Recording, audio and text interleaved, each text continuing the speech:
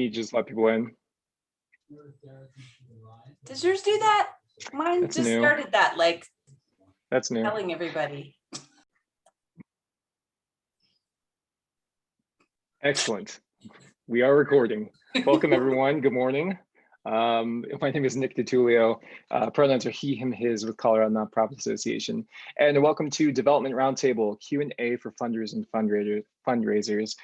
Before I pass it over to Amber, I'd like to mention a couple things. We are in meeting format, as you see. It looks like most people are sharing the video. That's excellent. Feel free if you'd like to, you can. We'd love to see you.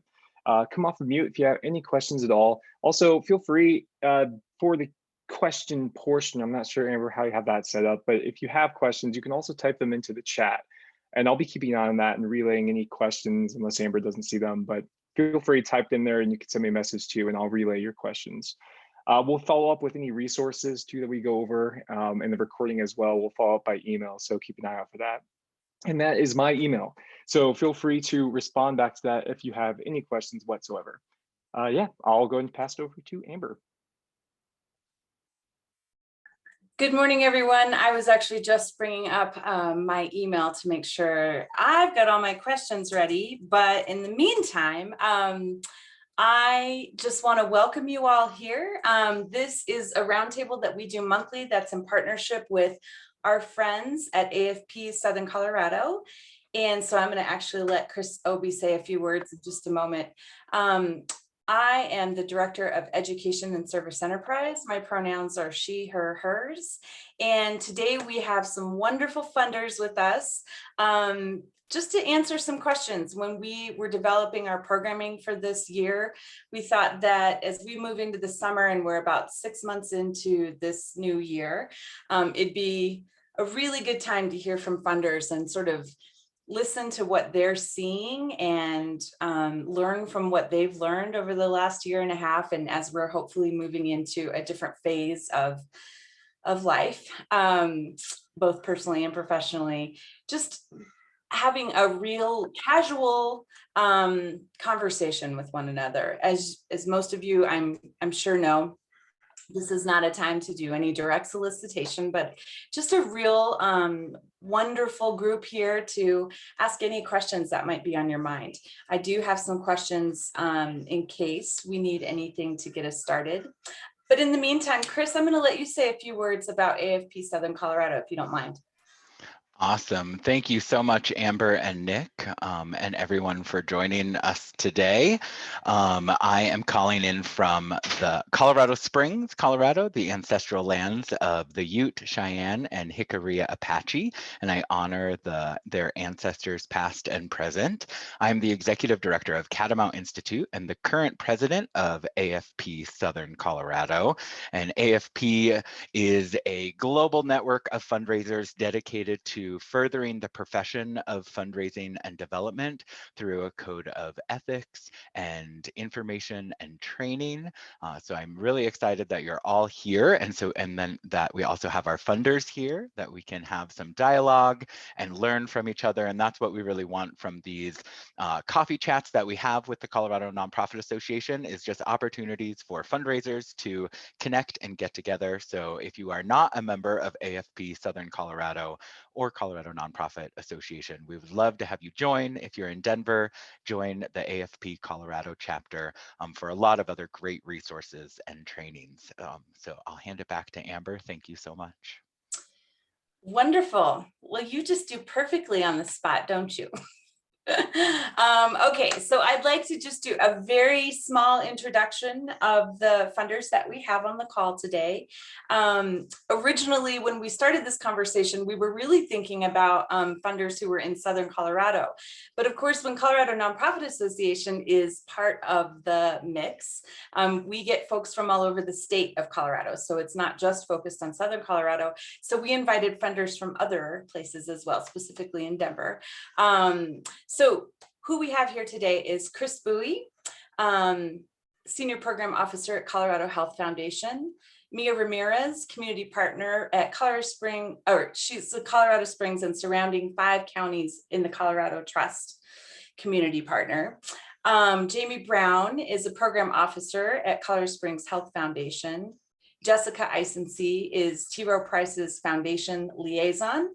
And LaDawn Sullivan is the director of the Black Resilience in Colorado Fund with the Denver Foundation. And these are friends of our organization who have really helped us strategically think through ways we can help in capacity building across the state of Colorado. And we're just so honored to have your time this morning. Thank you for being here.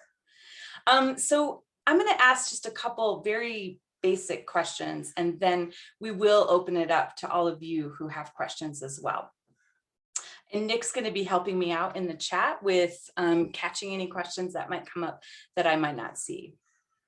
So I think really one way to start is if you all could just say a few words about your role at the foundation that you're with and the work that your foundation does. And I'll start with Jamie, since I see you're to my left. Good morning, everyone. I'm Jamie Brown. I'm the program officer with the Colorado Springs Health Foundation, and I work closely with Kari Davis, our executive director. You probably interact with one of the two of us because we're the two staff, and we fund only Teller and El Paso counties. And really our goal is to provide grants that target immediate healthcare needs and encourage healthy living in these two areas. Thank you, Jamie. So succinct. Jessica, you're to my right. Good morning, everyone. I'm Jessica Isensee.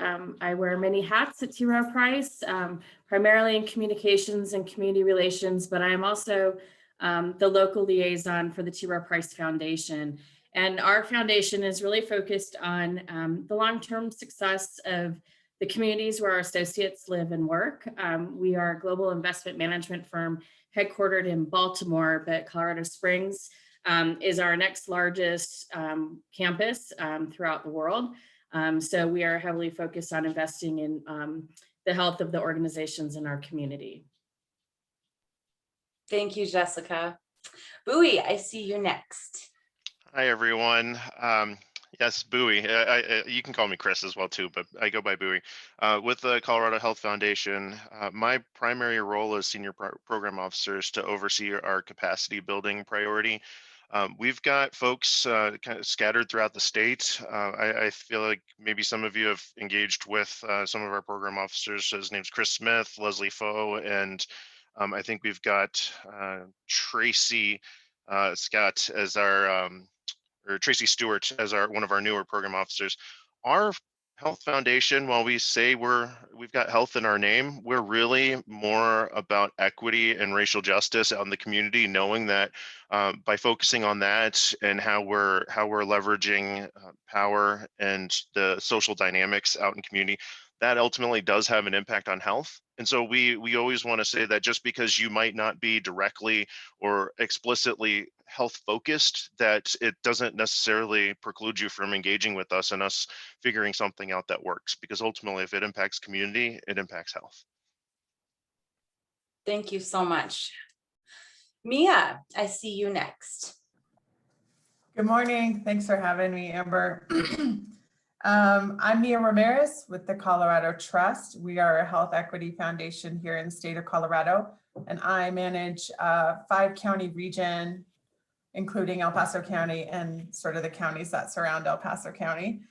We invest in 3 main strategies, which is community partnerships, which is focused on grassroots community organizing, health equity advocacy, which is really looking at the policy lever that we can support nonprofits across the state to pursue in effort to achieve health equity goals for the state. And then our 3rd strategy is our health equity learning series, which is statewide, open to anybody, general public, where we bring in a series of national speakers to highlight different facets of health equity. And then we are dabbling a little bit more in data and democratizing data around, specifically around health equity. So we just launched our Colorado Equity Compass, which is an in-depth look at census tract level across the state of Colorado, really bringing to the surface what inequities exist and where, and how are they different and where are they similar. So really looking forward to the conversation today. Thank you so much for being here, Mia. LaDawn. You think I'd be faster with that mute button by now. So I'm LaDawn Sullivan. I'm the director of the Black Resilience in Colorado Fund at the Denver Foundation. And many know the Denver Foundation is a community foundation that serves to help donors mobilize and be strategic about their their philanthropic resources, but also has some specific focuses in the 7-county metro region. And those new, I would say newer adjusted focuses are going to be announced more completely in the guidelines that are coming out in the next couple of weeks. But more directly, my role is leading the work of the Black Resilience in Colorado Fund. It's focused on addressing systemic racism and its impact on Black communities across the 7-county metro region and beyond. That includes grants, but it also includes capacity building initiatives and programs that are not just for the Black community, but Black, Indigenous, and people of color in leadership and organizational capacity, as well as working to address, I don't want to say address, to help be supportive of building a greater nonprofit landscape that actually is moving towards racial equity. And that means racially equitable practices, policies, and institutionalizing those so that we're seeing it across the landscape. So we do, I want to be clear, just because we do obviously focus on the Black community, but we recognize that we cannot move and shift and eradicate racism without everyone being involved. So it's really important that we're working with white-led nonprofits and institutions, as well as others, for us to be working as a unit to eradicate the things that are keeping us from having the society and communities that we all desire. Thank you, LaDawn. I'm so grateful that you're here today. So my plan, at least, is very fluid. My hope is to just open up the floor. You can put your questions in the chat, or you can just unmute and ask questions of our funders. I let them know that this was going to be a very casual setting and not intensely structured. We really just want it to be conversational, and for you to be able to ask questions about what these funders are experiencing, what they're seeing on the horizon, maybe some of their experiences in the past, anything that you have on your mind. I'm just gonna open the floor for that. And if there's a little quietness, then I do have some prepared questions.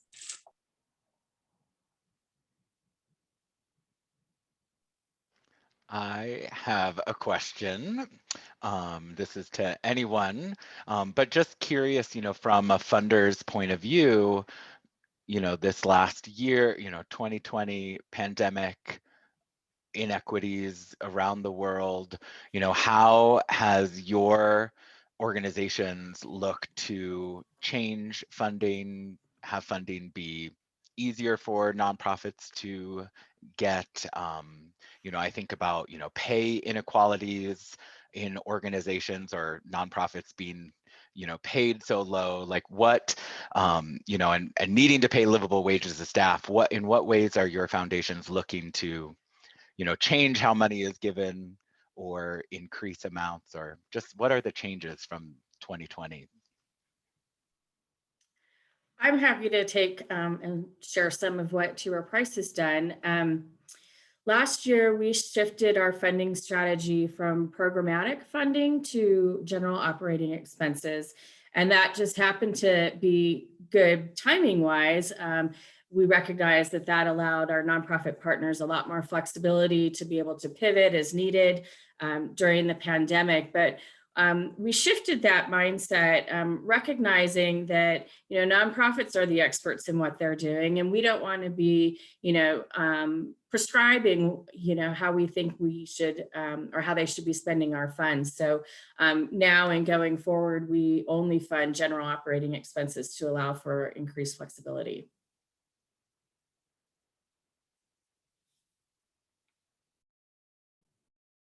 I would say the same. Well, quite frankly, the BRIC fund, that's the Black Resilience in Colorado Fund for short. So I'll use BRIC from this point forward.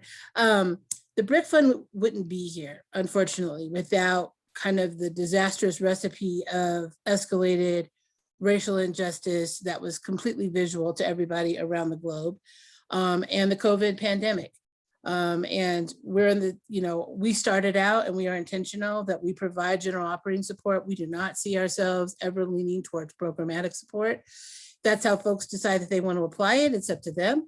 But we also recognize that grants are not, they're not going to be the only thing that we will provide. It's really important that we're listening to our constituents as well and being supportive, not leading, but working alongside and even behind the organizations that are in relationship with BRIC. And that those relationships don't always have to be tied to a grant. We're looking for other ways in which we can be helpful with our influence, with our voice, with our potential reach with others in our community or our partnering communities to help them achieve their goals.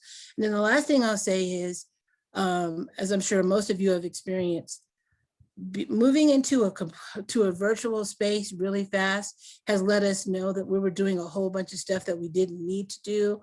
We didn't need, and that was onerous to our nonprofit partners, like the reporting and the applying, that we really have changed the ways in which we do that. If it's not a one pager with less than 10 questions, we, meaning the BRIC Fund, is revisiting it. We do not want to make the labor intensity be on the nonprofits who partner with us. It's more about us doing our homework and being, being in that seat instead of our partners. And then I think to Christopher's question as well about pay for nonprofits, for nonprofit employees. And I mean, we're taking that into great consideration in accordance to the size of the grants that we're giving, the latitude, I would say the latitude that we proactively express, because I think also we're all working to change our mindset about how we're mobilizing resources. And that can be for nonprofits as well. Not, for the funders, it's usually a little easier because we're the ones giving the money. And we also are taking greater ownership of our power and privilege and what that means and being accountable for that with our nonprofit partners and encouraging them to put us in the hot seat about what we're doing and how we're showing up. And if we're being a barrier or a challenge to how they're actually able to do the work that they are set out to do. It shouldn't be they shouldn't be in a position where they're leaning a majority of their time being responsive to us. If that's in the equation, that's a problem. And so we as a funding entity are working intentionally to make sure we're checking ourselves to address it, if that's the case, and making whatever adjustments need to be made on our part to lessen the burden for our nonprofit partners. Thank you. I don't know how I follow after LaDawn. That was awesome, and definitely love and respect the work that Denver Foundation's doing. With the Health Foundation, we recognizing that we serve the state. It's been an interesting journey for us as well in terms of how we look at both our rural communities, our urban communities, our groups that serve both. And so for us, as we go through 2020, sorry, my dog is just going crazy. It's funny how they know how to go crazy when you start talking. We really looked both internally and externally for a lot of our work. We know that a lot of the challenges that have come about through 2020 is not anything new. It's nothing that all of a sudden just came about. We know that this was just a magnifying glass for everything. And it wasn't just COVID. We had a lot of social and racial movements and tension that happened. And in what ways did they all feed into each other? Was the way we looked at it internally. And we looked at our priorities. We looked at how we were providing support, not just financially, like LaDawn was saying, but also in terms of other types of resources and support, and what was making sense based on how we were being held accountable. Yes, we give out funding. Yes, we'll always be looked as dollars and cents and bags of money first and foremost, but in what ways can we also gain the trust and open communication with our grantees and our communication or our community partners. And so we also went in, we changed the way we did some of our funding. We're still very heavily programmatic, but what we did was we didn't have it just be strictly programmatic. We have opportunities for organizational development, leadership development. We really took and packed on opportunities for capacity building as it made sense for the organization, the individuals in that organization, and their community. We also opened up our funding pipeline. I think we expanded our annual allotted amount from, I think we were operating at 12% of our operating all the way, I think, up to almost 25%. In recognizing that we need to get money out the door. We made a lot of donations based on particular types of groups. And the main thing we wanted to do is just start building additional relationships and conversations with groups between the cracks. We know who the loudest groups are. We know who is able to go hunt down the dollars and cents that they need, but who are the groups that are so busy doing this work in deep in community, or even just hesitant or timid to engage? And how do we actually help them out? But not like in a patronizing way, but in a, hey, we totally recognize that there are systems and layers that are really, really daunting. And we're here to try and at least make life a little bit easier. And the other thing is we're trying to work and reach out with our other fellow funders and just really understand what everybody else is doing. One, so we're not hurting each other, and trying to complement each other in this process. So I could go on for another 2 hours, but I'll try and stop and cut myself off. Thanks, Chris. So we, for those of you who don't know about the Colorado Springs Health Foundation, we're a relatively young foundation. We started grant making in 2016. So from the beginning, we know that general operating is a really important, is really important for funding because it gives all the nonprofits, it gives you the flexibility to use the dollars where you need them. So from the beginning, we've offered general operating for organizations that tightly fit our focus areas and are square within the service area of Teller and El Paso County. And then we have program support for either specific program requests or organizations who are like based out of Denver, but have direct programming in one of the two or both counties.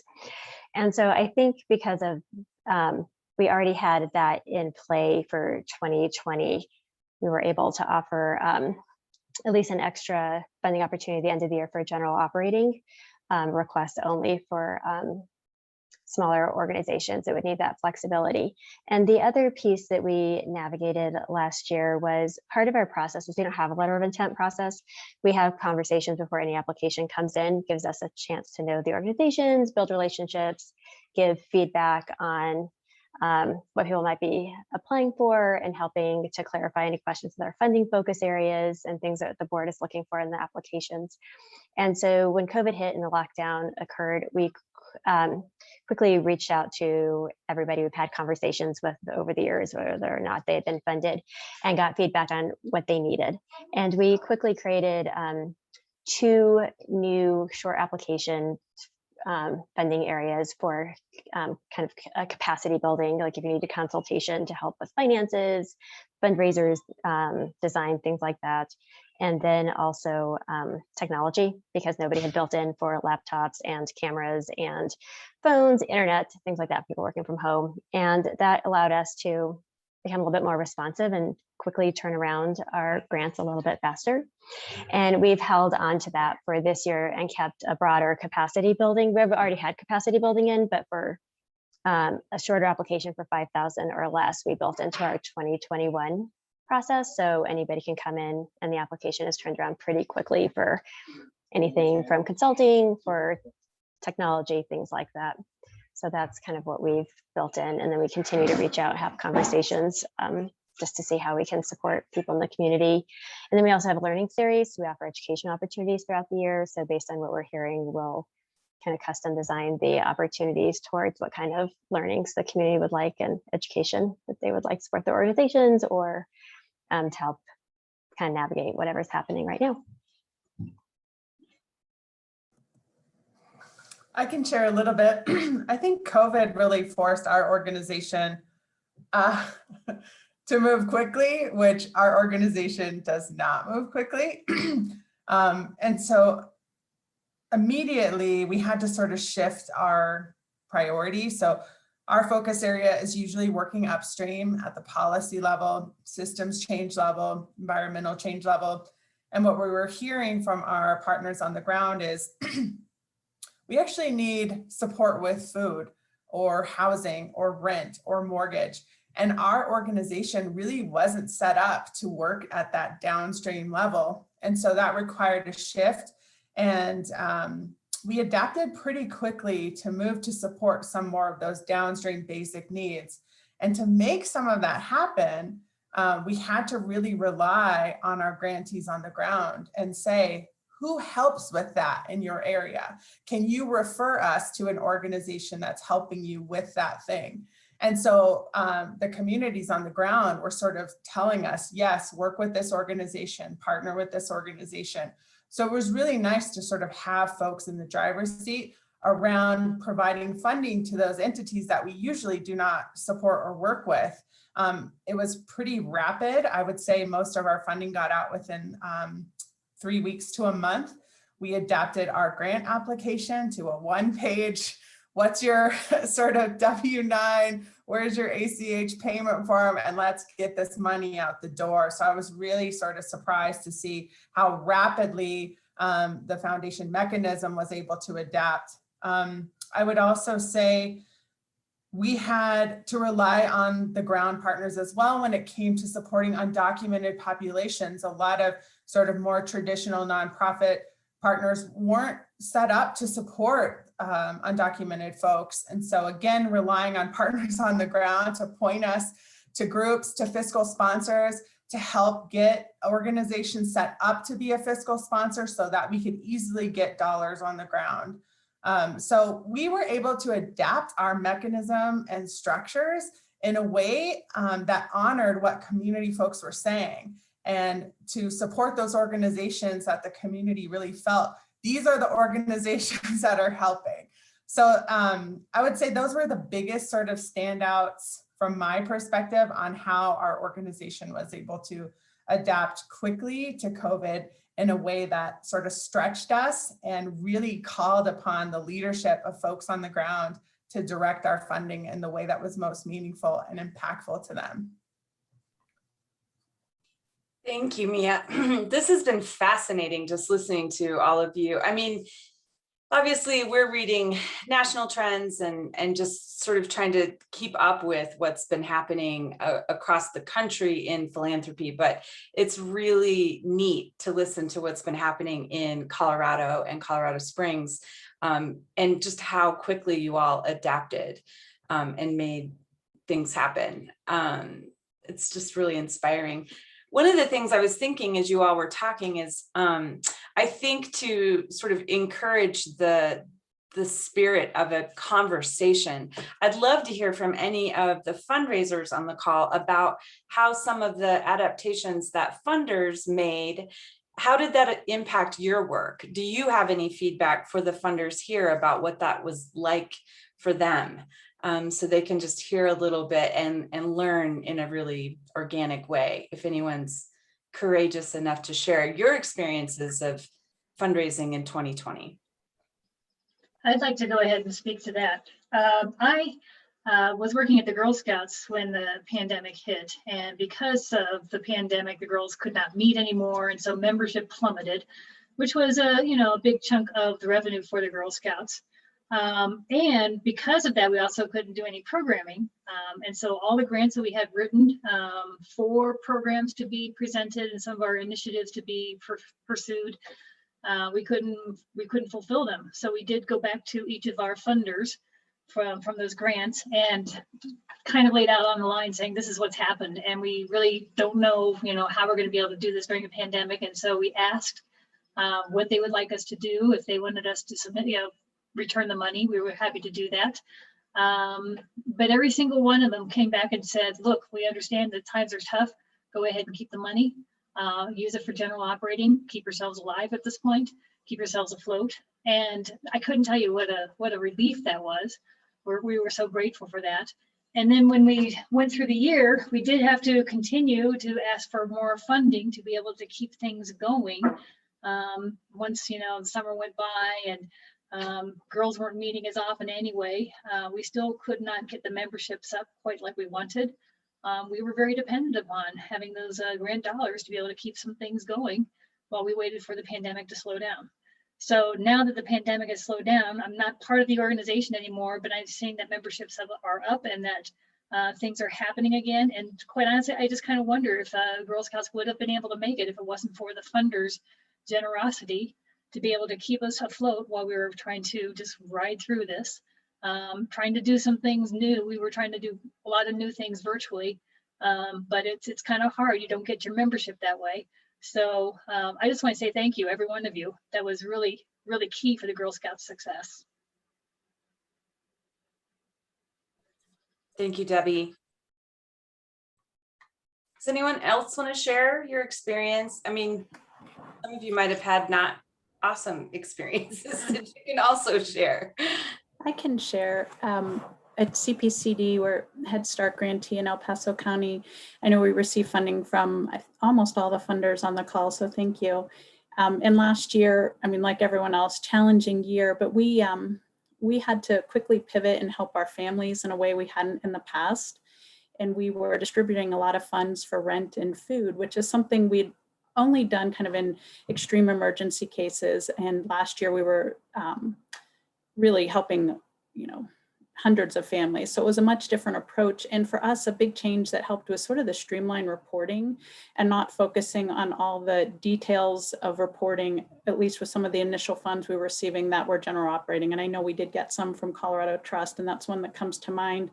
And it was helpful for us to be able to get the funds out the door really fast and then spend some time getting our processes in place and tracking families that were getting funds, but not focused on the initial reporting, which really was helpful for us. I think it made a big difference and let us get the funds out faster when we had that flexibility. Thank you, Amanda. Anyone else want to share? I will. Sorry, I have a really bad sore throat. My name is Lynn, and I'm with Theory, and we actually held off on applying for funds throughout the year because we don't serve needs directly like rent and getting people rides to get tested, et cetera. And I knew there were a lot of other organizations that had access to deliver that immediate need. And so we applied for PPP loans to maintain staff. We've been spending down our reserves, and now we've realized we need to start applying, and we need to start looking at how do we modify our programs and extend their capacity. Originally, we just mainly served 10 counties around the Denver metro area, but we're now statewide. And so we're looking at how do we take the programs that have been successful in those 10 counties and reach out to the communities. And we really focus on healthcare education, which is very important and addresses the inequities and diversity needs. But we were not an emergency serving organization. So we just took a step back and didn't approach our funders, and now we will be. Thank you. Lynn, even just knowing some of the folks on this call and the organizations that you represent, I think there was a lot of tension with, like Chris, like environmental education, which is still vitally important. And if it's not here when we get through the pandemic, then like what kind of quality of life do we have then? But then also all the funding really needed to be concentrated in helping the crisis at hand. So I think there was a lot of tension for funders. Arts organizations obviously got hit really hard for that same reason. Does anyone on the call want to speak to that in your experience?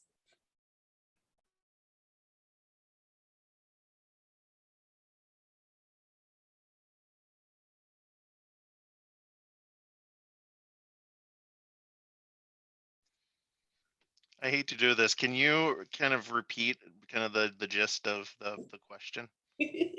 Well, I was just wondering if any of the organizations on the call that may not have saw themselves, like Lynn was saying, as an organization that's sort of at crisis, boots on the ground, direct service organization, feeding people, providing rent, providing childcare, healthcare, things like that. Like, how were they managing and getting creative with funding that was or was not coming towards them? I know the PPPs made a tremendous difference for lots of organizations that then didn't have to tap into the funders' dollars. Chris? Yeah, I can share. So, it was, like Amber mentioned, like environmental education, that's not in a crisis, like what people think people need. And so, there's always that push and pull in nonprofits and funding of immediate needs, the kind of hierarchy of needs. And there were some moments where I would struggle as a fundraiser because I saw a lot of my peers in some of those crisis, immediate need organizations, reaching 200, 300% of their fundraising goals. And while of course the need increased a lot, did it increase 300 times, where they were at? And didn't see necessarily the same, across the board for other nonprofits, like Amber mentioned, the arts organizations, and kind of, keeping in mind kind of that whole holistic look at a community, that there is more to a vibrant community. And we, of course, survived, which I'm so thankful. And there are funders on this call that helped us survive, which is really great. And right now I have summer camps happening, and I luckily was an organization who was able to run programming last year because we were outdoors. So I ran a whole season of summer camp in the midst of the pandemic, which was terrifying, but we were able to do it. But I think it's that, that it's hard for organizations that maybe aren't ones, like Lynn was saying, that are helping with those immediate needs, but still feel, as a really important part of the community and an important part of the experience of our community members.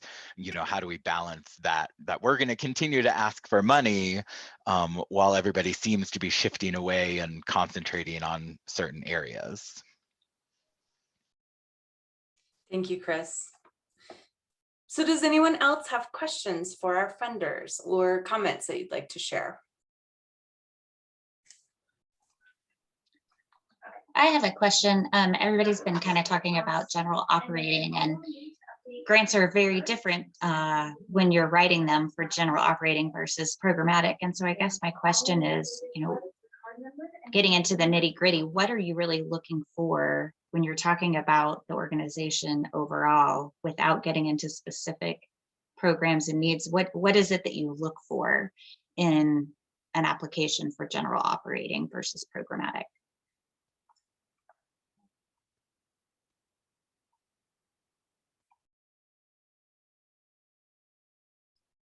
Lost my mouse there for a second.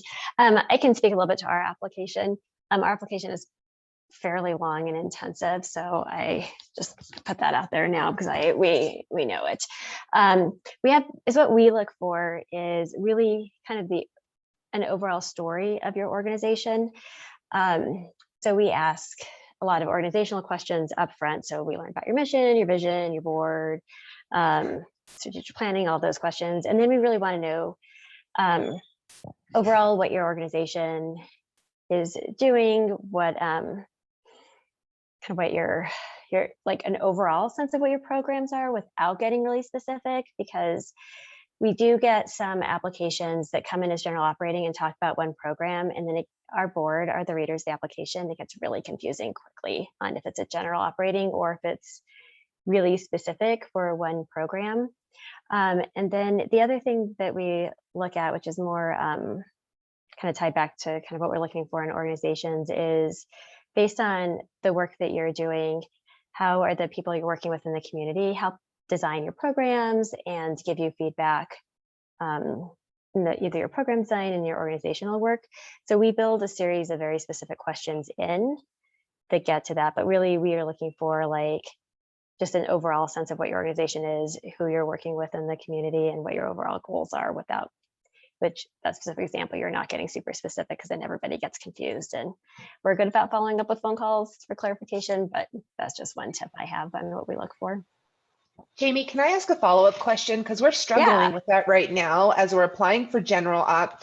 And like some of them are smaller. I think you'd mentioned you have one that was like $5,000. And so they're not going to go very far in general op. It probably will pay a salary for one person in one program. How do you recommend we specify that? Because I've filled out somewhere it's general, here's all of our programs. And then what are you going to actually do with the money? Well, I'm going to pay this staff person to run this program in this county. How do you balance that? Because obviously that money is not going to get spread across all of our programs. It just can't. Absolutely. So great question. And let me clarify. So our 5,000 and less is for capacity building. So very specific, either using a consultant or a technology request. We separate out capacity building from general operating program so that you as organizations don't have to pick and choose. Like if you get one application a year, you have to kind of pick if you need training, do you pick training over general operating? And our foundation doesn't have like an average grant size. So we don't have like $5,000 for general operating. So what we look for is really requests can come in at any amount and based on what you need. And so we look at the overall organizational budget and then the broad description of your work, because we know that you might get a very specific program request from one foundation. And so if you get this whole program funded and you've gone very specific for a staff person running this program in this county, then you kind of lost that flexibility in the general operating one that you've asked for us. So we just want to make sure the application is broad enough that if you get a windfall of funding for one area, you can use it for rent, you can use it for D&O insurance, you can use it for salaries, kind of whatever your need may be, or if like a program got underfunded, you can shift it to program. So I don't know if that was helpful or not. Was it? Okay.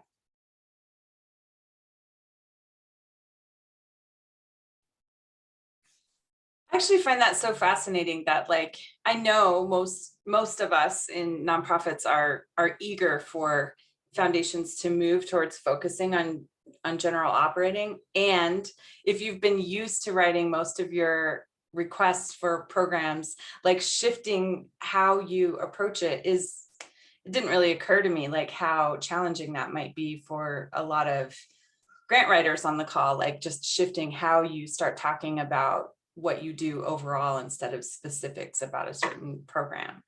Do any of the other funders on the call want to speak to that and how that shift, like maybe give some tips on how they make that shift?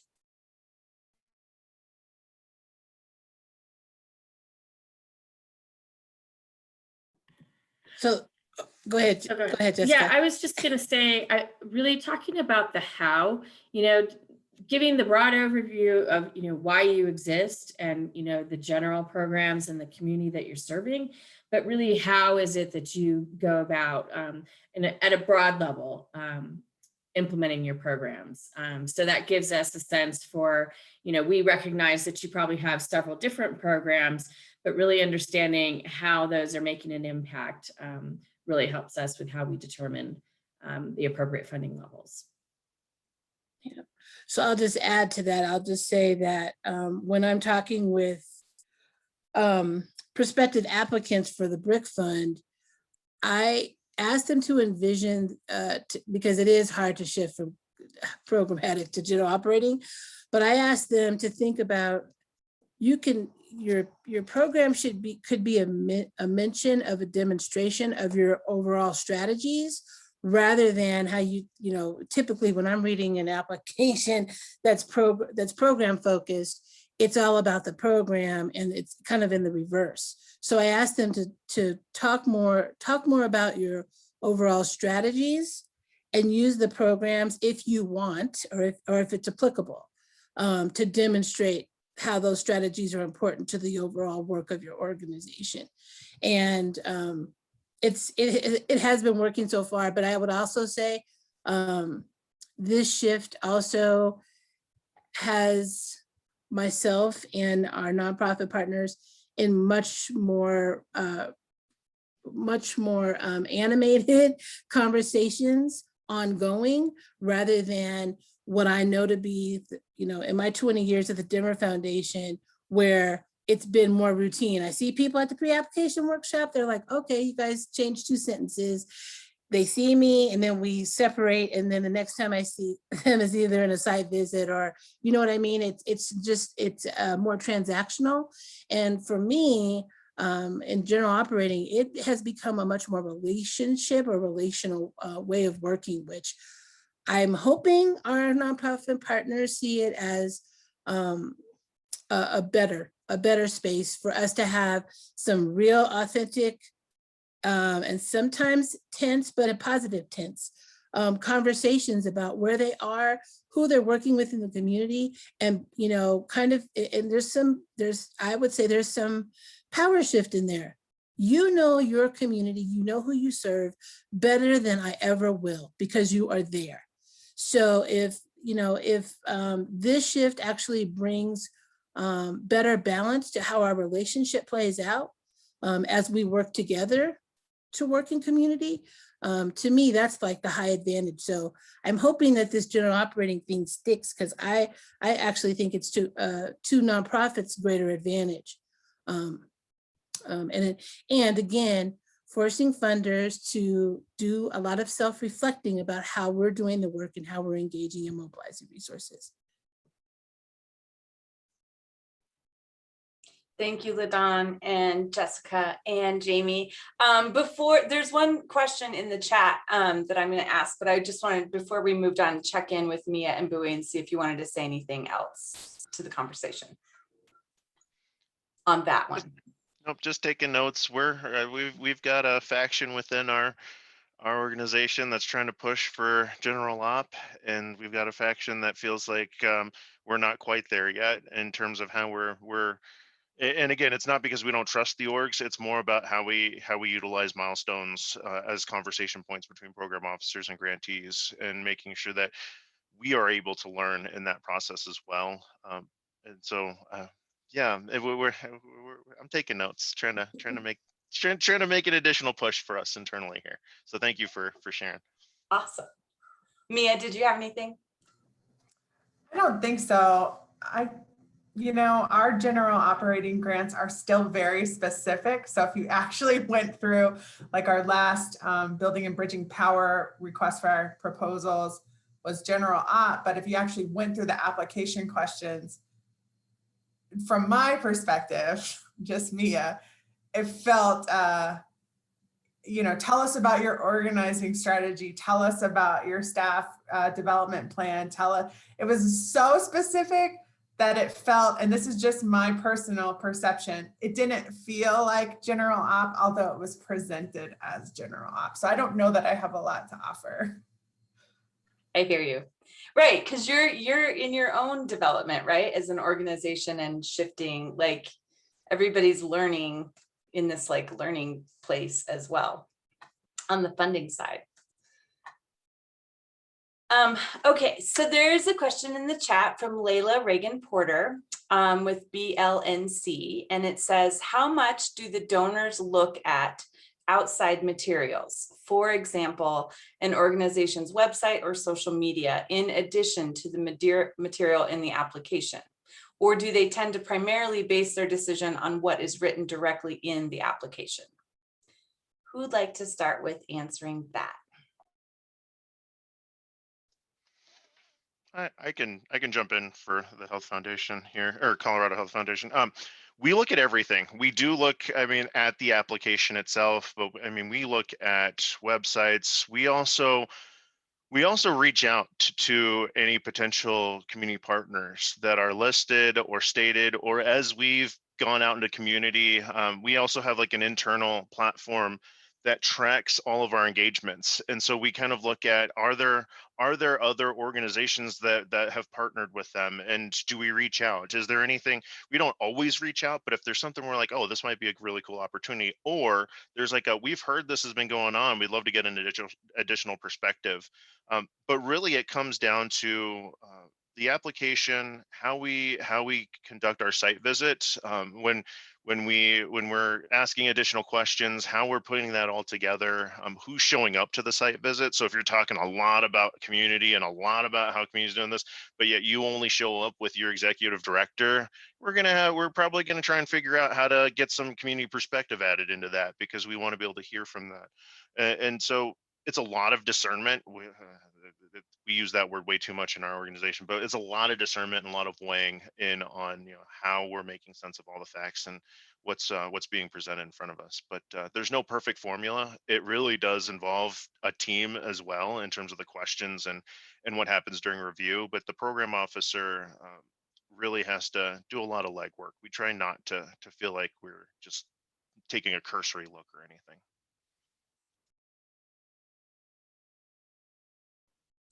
Thank you, Bowie. Does anyone else have anything you'd like to add to that, what your foundation does when you're researching grants? So I'll chime in really quickly. So the advisory board for the BRIC fund, they all do the grant reviewing. Initially,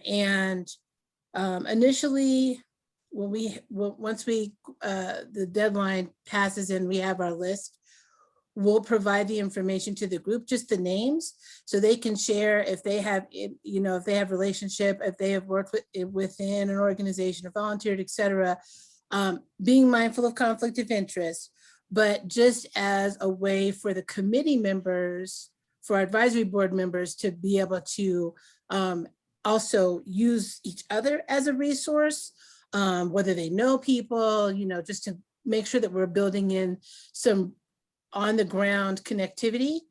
Yes, website, yes, everything you provide, but I will also say at every cycle, I do remind our review committee and myself, there's no way an organization can cram everything about itself in a piece of paper. And so we really try to lift that up. We also make sure that we're checking our own implicit bias as well. And so we have some mechanisms in place that we're checking ourselves about how we're reviewing, kind of like, what are you bringing to the review is the best way to describe it. And then again, as Bowie said, particularly in our sector, it's not 6 degrees of separation. Usually it's like 2.5. So 9 times out of 10, you're gonna know somebody who knows somebody who's involved in the organization, volunteers, has participated in some type of way. And so we also bring that into the fore. And then the last thing I'll say, just for the BRIC Fund specifically, is that we have a motto that we are trying to live every day, and that is trusting instead of testing. And so we are not interested in holding people's feet to the fire, even if we don't necessarily know them, if they're new to the field or they've been around for a while. We really want to come, from day one, be in a space of trusting that the organization knows the community it's serving, knows who it is, and the space it plays in those communities, and try to come from that specific lens as we're looking at the work. And hopefully partnering, because even, I would also say too, this is like added beyond the question you asked, Amber, but even those organizations who are declined from the BRIC Fund, we stay in relationship with them. They're still important to somebody, they're doing the work. And so if you don't receive funding this time, there might be some other opportunities. And we also, if they're okay with it, when I've had other funders reach out to me about who we're funding or who's participated with us, if they're okay with it, I share their organization's names too, because it's the only way that we could start, like I said before, working more, kind of removing that silo situation and really creating a collective force for us to address the issues that we're all here and saying and working that we care about. Thank you, LaDawn. We have about 3 minutes. Does anyone else from the funder side want to speak to that question? Or you could just say a couple comments to close if you'd like. I can add, I think one thing that we're trying on actively is sort of shifting that decision-making power over the resources to the communities themselves. And so we've created mechanisms for the community members to create RFPs, to create grant applications, to review grants, to decide on grants, to evaluate requests. to review the reports if they want one. And so that sort of changed the conversation, because I think as a funder, we're sort of shown, your best foot forward. And I think in integrating the community's perspective, their experience with that organization, how they've interacted with that organization, how that organization may have treated them. We try to integrate, is this a value to you? Is there an impact here? Does this organization serve your need? And really shifting that decision-making to folks to decide what's the best fit for them. Thank you, Mia. Well, I'm going to give you all just like a minute each to say a couple things if you'd like to close. But before that, I just want to take a moment to thank all of you fundraisers who are here today to ask questions and listen in, and all the work you're doing to make sure that the organizations you serve have the resources they need to make the impact in their community that they do. And then I'd like to thank the funders that are here today for taking the time to answer our questions and just be authentic humans with one another and just have real conversation about what we're all trying to do to make things better for all people in our communities. So thank you for taking the time to be here today. I'm gonna call on Jamie real quick and just see if there's a couple things you'd like to say as we close. Just wanted to say thank you for all of the work that you're doing, and I work with many of you, but for those who I don't know, if you have any questions, please feel free to give me a call. Happy to talk through ideas and connect with you. Bowie.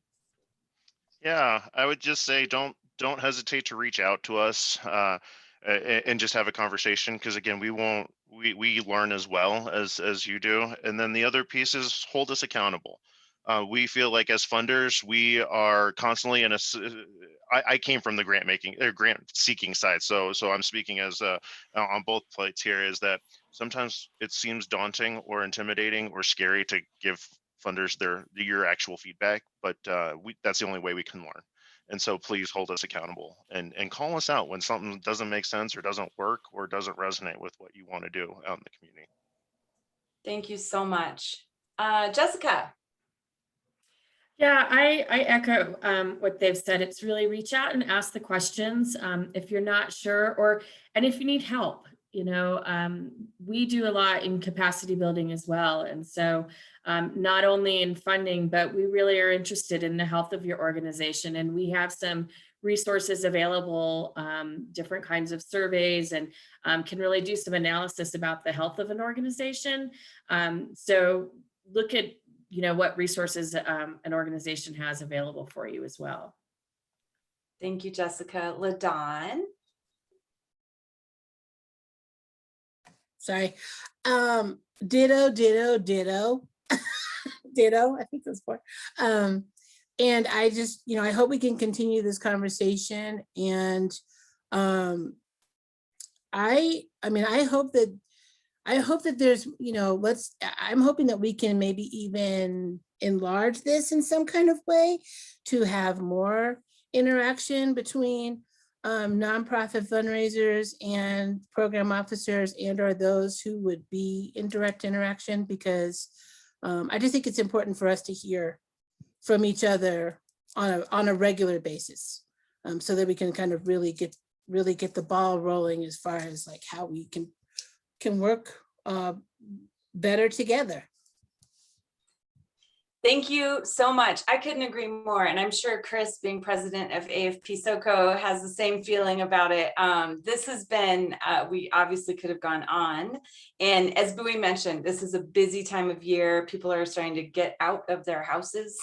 So I appreciate you taking the time to be here. But my hope and intent is to build some more programming around these human-to-human conversations and breaking down some of the power dynamics between the feeling of funders being above fundraisers and just being people to try to make a difference in their communities. So thank you all so much. I hope you have a wonderful rest of your week, and we will see you again soon.